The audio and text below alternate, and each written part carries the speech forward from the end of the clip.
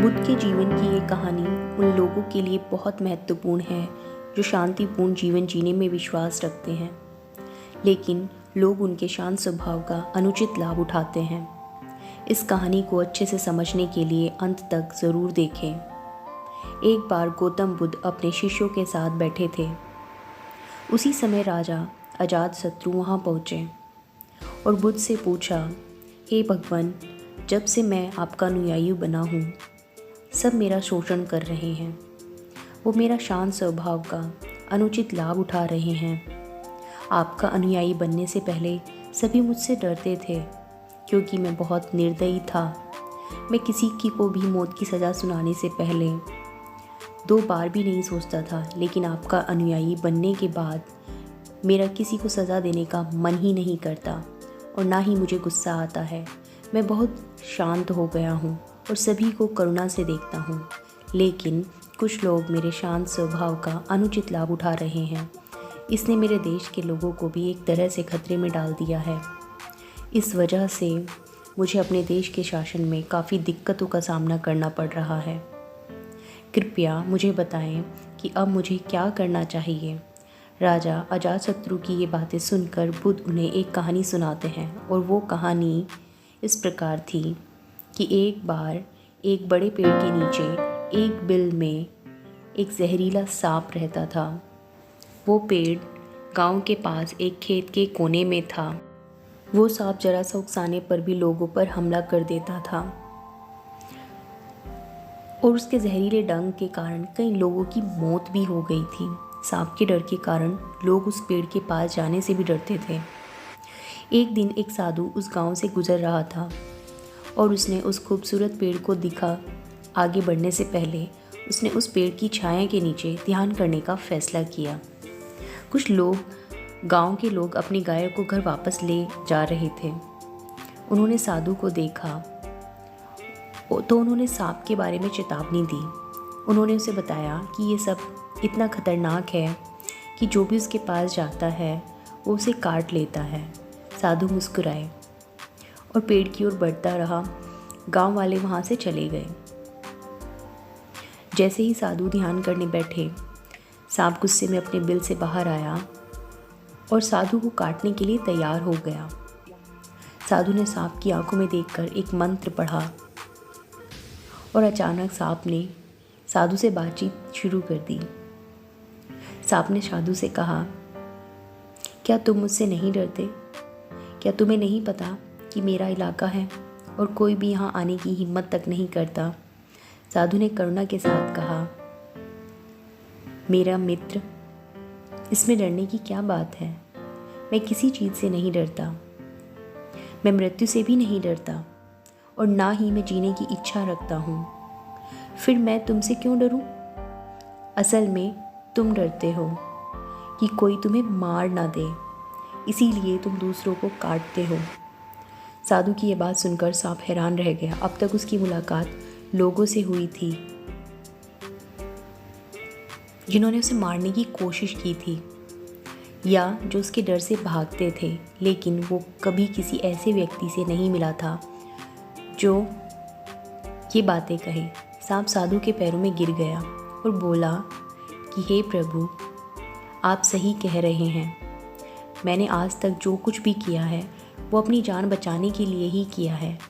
अगर मैं ऐसा नहीं करता तो लोग मुझे मार देते। साधु ने कहा, तुम ठीक कह रहे हो, लेकिन मेरे दोस्त, एक बात हमेशा याद रखो कि जीवन एक दिन ख़त्म हो जाएगा, इसलिए इसे बचाने के लिए दूसरों का मारना उचित नहीं है। अपने जीवन के इस मोह को छोड़ दो और दूसरों के साथ प्रेम करो। इतना कहकर साधु वहाँ से चला गया। साधु की बात से सांप बहुत प्रभावित हुआ और उसने तय किया कि आज से वो किसी को नहीं मारेगा। वो अपने गुस्से वाले स्वभाव को छोड़ देता है और दूसरों को काटना बंद कर देता है। लेकिन इसका नतीजा इसके उलट निकला। जब लोगों ने देखा कि सांप ने दूसरों को काटना बंद कर दिया है तो वो उसका अनुचित लाभ उठाने लगे। तो लोग उससे डरते थे, उससे दूर भागते थे।